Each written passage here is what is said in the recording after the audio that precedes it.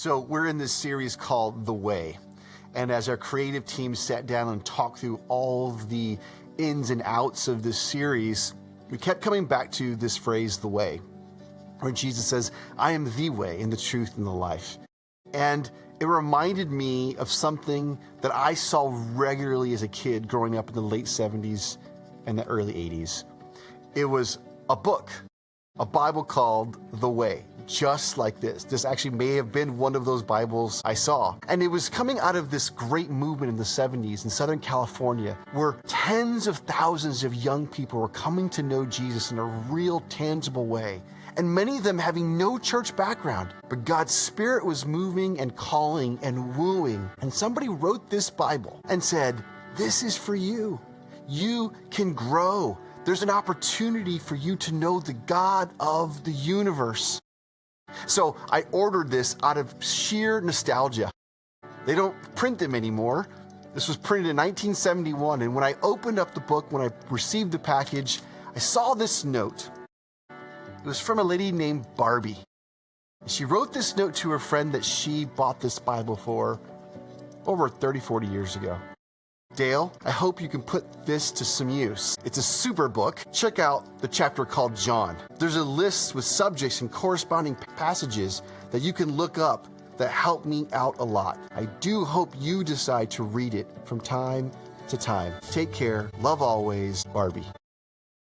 Somebody took the time to order this Bible for $5.95 a few decades ago to send it to a friend so they could potentially grow to know the God of the universe. And you and I have the same opportunity to know the God of the universe by following. Let's take that opportunity. Let's step into it and let's follow the way. I love that letter inside that Bible was written by a woman named Barbie. That's just too perfect. By the way, he was off by the years. That's 50 years ago. The 70s are 50 years ago. So we're in this new series, in this new year. We're wanting 2026 to be different. And you may have even come up with some New Year's resolutions to change your circumstances, and that's good. But wouldn't it be even more amazing if we were to grow spiritually, become the kind of people who have a faith bigger than our circumstances?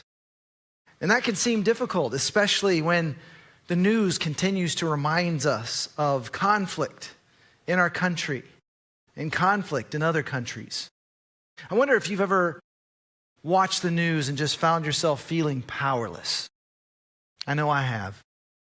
And in those moments, it's important to lean into your faith, to lean into your church family. What I try to do is I try to take all that's bothering me, all that's scaring me, and I take it to God. Pray about it. I give it to God knowing that He can guide, that He can protect. It also helps me when I think about my grandparents having lived through World War II, or my parents having made it through the Vietnam War. And even in my early days, my dad was stationed in Thailand, even as my mom was taking care of me by herself. And I think about the kingdom of God. Try to stay focused on the kingdom, this kingdom that is advanced not by weapons of war, but one life at a time through faith, love, and hope. If we want a faith bigger than our circumstances, we need to see the world, see others, and see ourselves and even our life differently. And to do that in this new year and in this new series, we want to align our hearts and minds with God. The scriptures show us a new way to live, the way of Jesus. In fact, at the very beginning of the Christian movement, people who followed Jesus were considered followers of the way.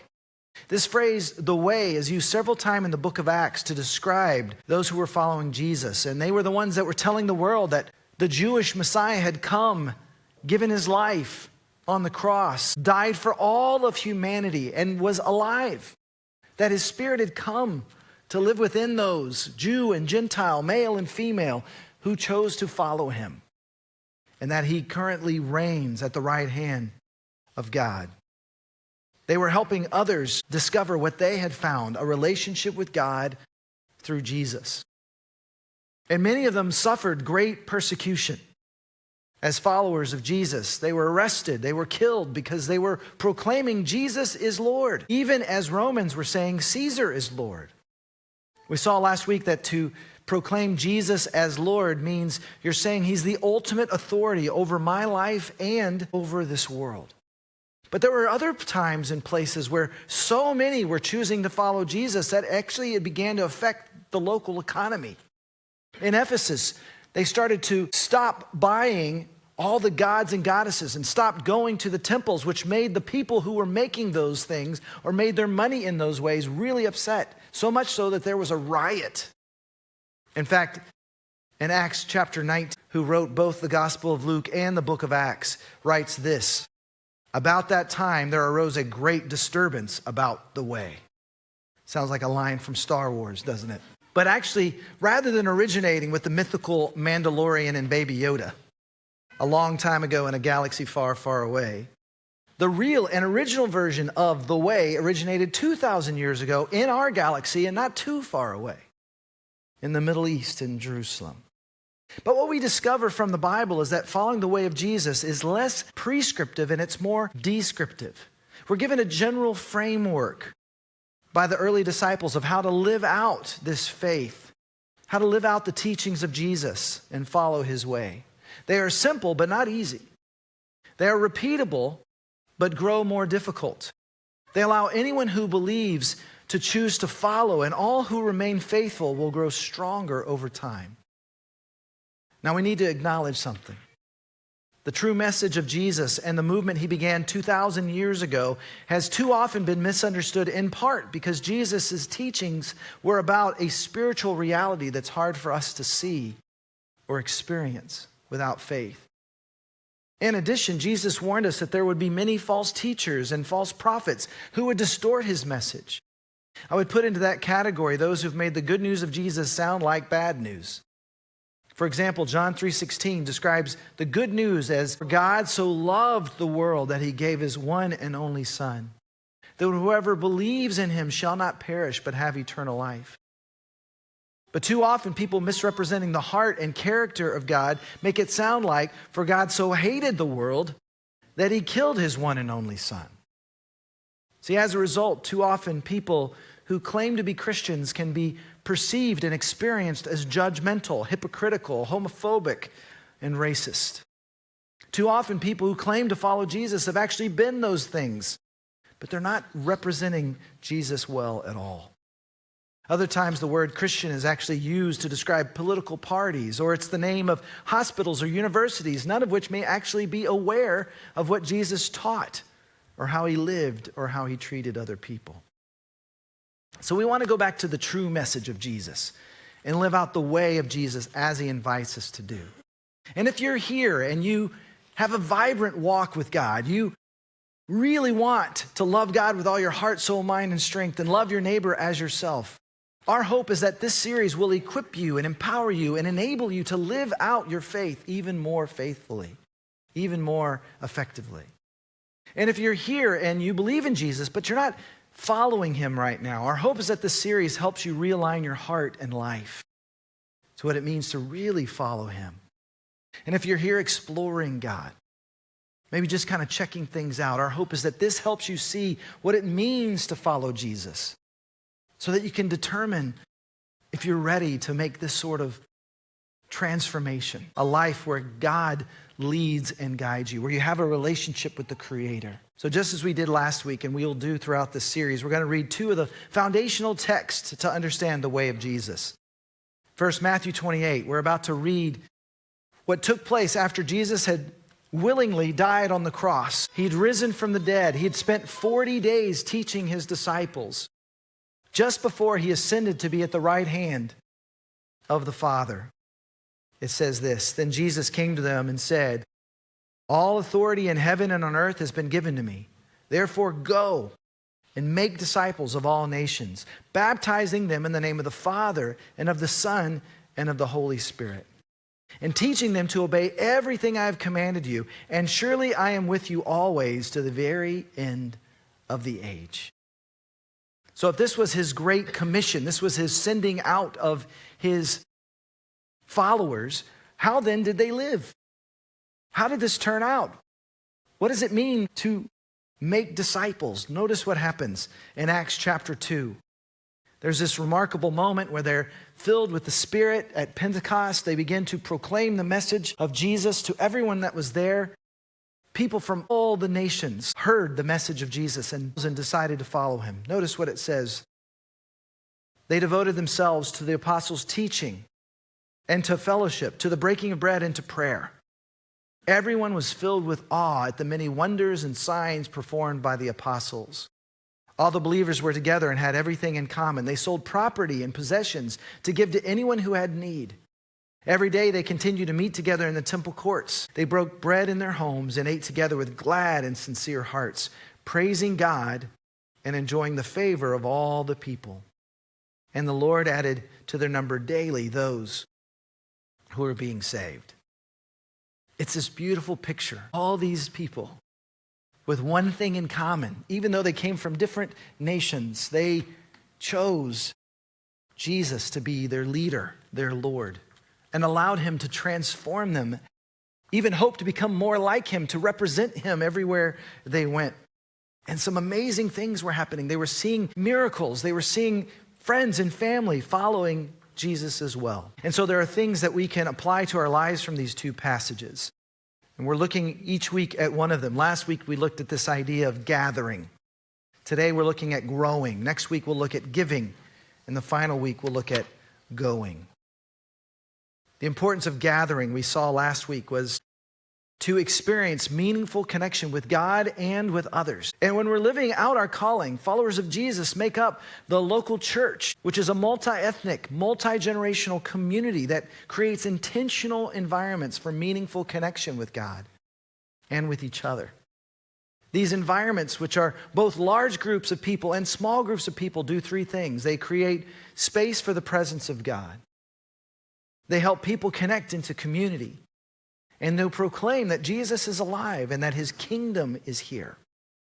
So here's the key idea today as we talk about grow in the way of Jesus. We're called to grow from belief in Jesus to a mindset of intentional progress and making apprenticeship to Jesus, which means becoming like him, a way of life. In other words, our goal is to become more like Jesus in every aspect of our life. Another way to say this is to become more Christ-like. Now, some of you may not know this word Christ. Maybe you think it's Jesus' last name. It's not. It's also not actually what you might hear in a more New Age version of spirituality that talks about Christ consciousness. And it's certainly not a cuss word like you might hear it on television. The word Christ means Messiah, the anointed one, the chosen one. Jesus was the one promised to come to rescue us. He is God in the flesh. There's one God, three persons, Father, Son, and Spirit. And Jesus came to rescue us all. Years ago when we lived in Los Angeles, I remember a gentleman coming up to our pastor to ask this question. He was sincere in his question. He was desperate to find an answer. He said, "What is it about Jesus that you would follow him when there's so many other different world religions, so many different other ways to believe?" And I'll never forget his response. Quickly, without hesitation, he said, "Because no one else is coming for us." You see, if you study all the different world religions, in their books, you'll find the pathway, the steps to get to God. See, religion is spelled D-O. It's what you do to get to God.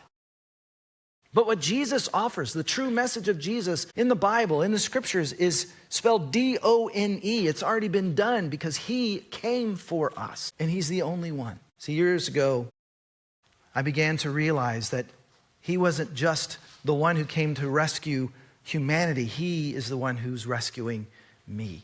When we become Christians, we're actually saying we want to follow Jesus and we want to become more like Jesus. That word Christian was first used in Antioch to describe these followers of the way. In Acts 11:26, it says, "In Antioch, the disciples were first called Christians." It literally means little Christ. Now, Antioch was an incredibly diverse community filled with Jews and Gentiles. And before Jesus, these two groups would never interact. They would never connect. And now they were coming together in each other's homes, united under this idea that Jesus was alive, that he was reigning at the right hand of God. He was reigning over this invisible kingdom. And people from every background were part of the same family, God's family. Well, this so intrigued the people of Antioch, so confused them because they were living differently, which made them feel uncomfortable. Their community was made up of men and women, slave and free, Jews and Gentiles, all seen as gifted and called by God. They lived moral and upright lives, which was intriguing to the people of Antioch. They were honest and not corrupt. They were kind and they cared for their neighbors, no matter their background or beliefs. And so then, how do we grow as a disciple of Jesus? Based on the Great Commission that we read earlier, we can draw a few principles on a roadmap, a lifestyle of growth. First, we live in a relationship with Jesus. Second, we learn how to be like Jesus. And third, we obey what Jesus said. We'll talk about each of these this morning. So first, we live in a relationship with Jesus. Remember that Great Commission ends with Jesus saying, "And surely I am with you always to the very end of the age." The implication is that as a follower of Jesus, he is present with us at every moment through his Spirit. If you've been following along in the Pause app, which we've encouraged you to do during this Pray First season, you've been noticing that communion with Jesus is accessible at any time. And Jesus desires to be with us more than too often we desire to be with him. But when you choose to follow Jesus, you're beginning a relationship with him. And here's what's interesting. You may think, well, how can you have a relationship with an invisible God? Well, to be honest, it's just like any other relationship. You talk to him. That's called prayer. You listen to him. Oftentimes, you can hear his words through reading the Bible, the scriptures. You can also learn to hear that whisper of his Spirit. And just like in any other relationship, his friends become your friends, just as you try to introduce your friends to him. And you begin to adjust how you live based on what he says and how he guides. If you think about your relationships in school, teens begin to drift away from their parents because they want to spend all their time with their friends. And they start dressing like their friends. They start talking like their friends and doing what their friends do. Or if you're married or have been married, the same can be true. Unless you spend time with your spouse, you will drift. But when you spend time together, talking and listening, soon you'll become like each other. You'll start to be able to finish each other's sentences and sandwiches. They begin to like what you like. Their friends become your friends and vice versa. You begin to make sacrifices to make their lives better just as they do for you. In our marriage, Deborah and I have been married almost 32 years, and I've actually come to like Downton Abbey and other things like it. And she'll even sit there while I watch football. You start to like what the other person likes. But here's what's amazing. It's actually easier to communicate to God than it is to your spouse or to your friends or to your parents or to your sibling. Any other human being, you have limited capacity to communicate. I mean, how many times do you say something and they do not understand? Or they say something to you and you think you know what they meant, but it is not what they meant at all. See, but with God, you can always talk to him. He's always available, even in the middle of the night, even when others are traveling or working or at school. And he doesn't communicate in the same way. He can actually communicate straight to our hearts and minds. He can actually put into your thoughts his thoughts. In the Pause app this week, which I'll share how to jump in and start doing that with us. On Thursday, this past week, there was a quote that really is spot on for what we're talking about. And it comes from 400 years ago. A monk named Brother Lawrence wrote these words in his book, The Practice of the Presence of God. He writes, "I cannot imagine how religious persons can live satisfied without the practice of the presence of God. For my part, I keep myself retired with him in the depths of the center of my soul as much as I can. And while I am so with him, I fear nothing. But the least turning from him is insupportable." How beautiful would it be if we could learn to rest in him to that degree, that when we sense his presence, his closeness, we fear nothing. And when we turn from him, it becomes a life we don't want anymore. The Apostle Paul, who wrote most of what we read in the New Testament, was writing letters to local churches that he helped start and to leaders that he helped mentor. And in one of those, he was writing this remarkable statement, 1 Corinthians chapter 2, where he says, "For who has known the mind of the Lord so as to instruct him? But we have the mind of Christ." Think about that for a moment. If you follow Jesus, you have access to the mind of Christ through his Spirit. I've discovered in my life that when I have a thought, I can discern whether that is my own thought or a dark thought of temptation or a thought from God by considering three things. These three questions, keep these in mind. Does this thought require courage? Because my thoughts don't. I don't know about you. Or does this thought require selflessness? Again, my thoughts and temptation, darkness, doesn't require selflessness. And is this thought consistent with God's character as we find in the scriptures? See, the beautiful thing is you can learn to discern, is this thought from God or from me or from an evil place? And by the way, you're going to have all those thoughts. Don't let an evil thought derail you. It's not a sin to be tempted. It's what you do with that thought that will determine the next steps in your life. But learning to take those negative, evil thoughts captive and instead make the thoughts that come from God or the thoughts that are pointing us towards God become priority. And the way we do that is we learn who God is by spending time with him, by reading the scriptures, reading the Bible. So let me just ask you, how is your time with God? Do you spend time praying each day? Or better, are you learning to pray throughout the day? Are you spending time reading the Bible to discover more about his character and who he's calling you to be? To join us and pray first, you can follow the screen behind me. Just text to that number and we'll let you jump in. You can start just learning to pray every day through this Pause app. Or come next week early, 15 minutes early, as we open this space for praying before the service. I mentioned also, if you want to read through the New Testament this year, just go to ericbryant.org, go to the bottom and join us and start here, the New Testament. But when you spend time with God, he begins to become more real to you. See, too often we use prayer as a last resort. Instead, we want to learn to pray first. We don't want to just tell God what to do or ask him to bless what we've already done. Instead, we want to be open and honest with God about everything we're working through. And we'll be amazed at how he begins to answer. And sometimes when God answers our prayers, he answers with a resounding yes. But sometimes it might be a not yet or even a no. As I've said over the years, whenever you're getting a not yet or no, I think of this quote from Tim Keller, a pastor who served for many years in New York City. He once said, God answers our prayers the way we would if we knew what he knows. What if we had that kind of faith to trust God, even when things do not get answered the way we want? Even still, God, I will trust you. Years ago, our dog ran away, and our kids were young. They were middle school, and so when that happened, it was a big deal. And I was here at Gateway South, and they were calling me like, Dad, you need to come home and look for our dog. And I couldn't leave. And so I'm just praying, God, help us find this dog, because I don't know if my kids are going to make it through this emotionally. We need this dog back. And somebody had told me, well, go on Twitter and look up the animal shelter in Austin. And there she was, our little Emma, Multi-Poo, looked like her mugshot right there on Twitter. We got this little dog back, and it seemed like a miracle.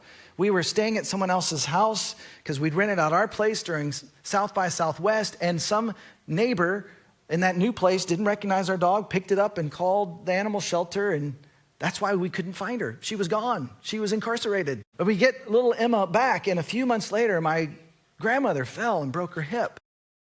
She was now in the hospital facing pneumonia, and my children, for the first time in their life, had someone they loved that may not make it. And we prayed even harder than we did for our little dog. And my grandmother passed away. And I remember in that moment feeling this odd sense from God. Sometimes I say yes to the small miracles so that you'll trust me when I have to say no to the big requests. This year, my word for the year is presence. I want to experience more of God's presence, and I want to create more space for his presence to be with us, and I want to be more present. And ever since I started praying that, I've had these really remarkable little moments.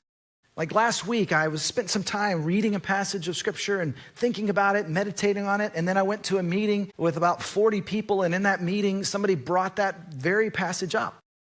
And then in that same meeting, somebody brought up a song that was really meaningful to him. And I get in my car after the meeting. I was heading somewhere else, put on a song. And then the second song that came up was that very song he had just talked about.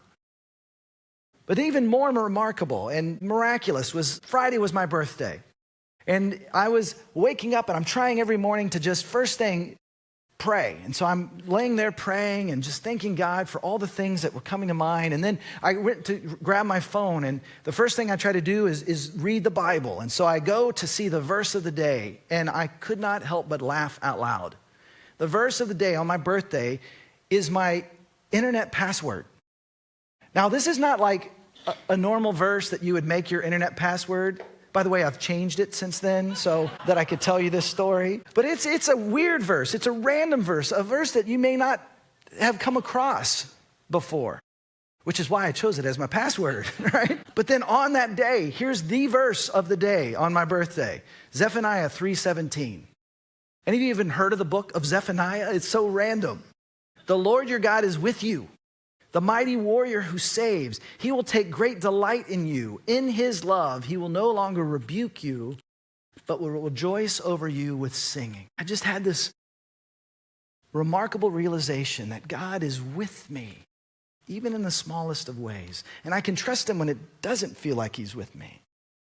And the same can be true for you. See, you can look at these moments as just coincidences. And maybe they were, but I honestly believe that God is behind these moments. And in believing that he is behind these moments, I'm telling you, I'm beginning to see God. He's not limited by space and time like us human beings. He can communicate in ways that might shock you, if you have eyes to see and ears to hear.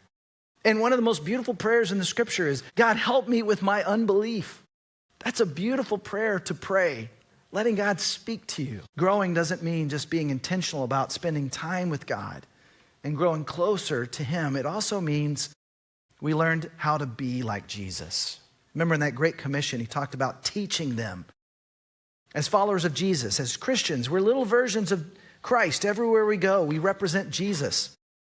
And church planter Paul describes our mindset after choosing to follow Jesus should be the following. Galatians 2, I have been crucified with Christ, and I no longer live, but Christ lives in me. The life I now live in the body, I live by faith in the Son of God who loved me and gave himself for me. Remember, there's this battle between the flesh and the spirit. And as long as we live on planet Earth, even as followers of Jesus, we're going to be engaged in that battle. Now, the beauty is we can overcome certain things that will then free us up to work on overcoming other things. But to win this battle against the flesh, we must die to our old life in order to live the life that Jesus is inviting us. And the beautiful thing is his Spirit helps us pull it off. Now, for years at Gateway, we've said, come as you are, but you don't have to stay that way. And all of that is true. Come regardless of the mistakes you've made in your past. Come regardless of the doubts that you might have. Everyone is welcome from every ethnic background, from every side of the political aisle, from every generation, from every social economic status, from whatever beliefs you might have. You are welcome here. And all can experience change and transformation.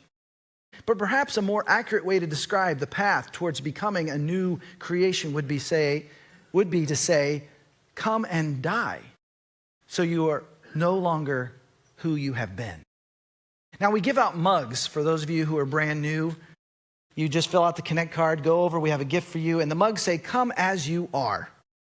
I don't know if they would be as popular if they said, come and die. That's the way to live a new life. Dying to the old life. And with his help, as we get rid of the old, we put on the new. We get rid of anxiety by focusing on peace. We get rid of the despair by focusing on joy. And we not only experience these fruit of the Spirit, we actually bring them everywhere we go. How beautiful would it be if in 2026 we learned to love as God intended and brought that love everywhere we went? When we become more like Jesus, we begin to see people in a more loving way. We see them as created in the image of God, as people that He loves and is wooing to Himself. We begin to see ourselves differently. We begin to see ourselves as sons and daughters of the King of Kings. Dr. King's birthday is celebrated tomorrow. His actual birthday is on the 15th of January. And one of my favorite quotes of his, which is not heard in his speech, it was found in one of the letters that he was writing to a friend, discovered after he was assassinated, is this statement. He said in his letter, "Love is the greatest force in the universe. It is the heartbeat of the moral cosmos. He who loves is a participant in the being of God." You see, the scriptures tell us that God is love. And that when we learn to love Him, He helps us learn to love others, even our enemies, even those who we do not like. To grow to love God and love others and to become more like Jesus is a lifelong process. And it's not meant to be done alone. When you look at the life of Jesus, you see Jesus was in community. He had the 72 that would go out and serve. He had the 12 that would follow Him. And even among that, the 3. Who is your community? Who are you doing life with? Taking a step into community could be your next step in this season. We have groups for men, for women. We have a young adults group that just got started on Thursday night. We have a prayer class tomorrow. We also have groups where you can serve in one service and participate in another. See, too many of us have head knowledge about God. But what He's inviting us is to experience Him with our heart, to have a relationship with Him. And finally, number 3, we obey what Jesus said. Jesus taught us to teach them to obey everything I have commanded you. To obey Jesus means to step into community, both in the large group, as they did in the temple courts, and in each other's homes. And when we begin to make Jesus the center of our life, make community an important part of our life, we begin to experience the miraculous, living in gratitude and awareness of God's presence and His blessing. So much so that others are intrigued by what they see in you, even as you withstand difficult circumstances and persevere through hard situations. See, when you follow Jesus, it doesn't mean bad things will stop happening. It means He's with us in the midst of the bad things that do happen. We're called to grow from a belief in Jesus with an intentional heart for becoming like Him, to loving others like Him, seeing others like Him, treating others like He did. And so in this year of realignment, I'm going to put 3 questions on the screen for you to consider. Right now, in this season, how would you describe your relationship with Jesus? Is it strong? Is it on and off again? Right now, more off than on? Are you needing a restart? Or are you ready to get started? How would you describe, how is Jesus inviting you to become more like Him? What characteristic of His do you want His help to develop in your life? How is He wanting you to make progress in this area? And how is Jesus inviting you to obey Him in this season? I want you just to consider these questions. Let them be questions you wrestle with, even as we sing this song together. In fact, I want to invite you to stand with us. The band's going to lead us in a song that, again, you can use the entire time just to connect with God. Or you can use these lyrics as your declaration, your prayer of what you want to be true. After this song, I'm going to come back up and lead us in a time of communion, a beautiful symbol, a reminder of what Jesus did by giving His life for us on the cross. So take advantage of this moment. Connect your hearts with Him as we sing this song.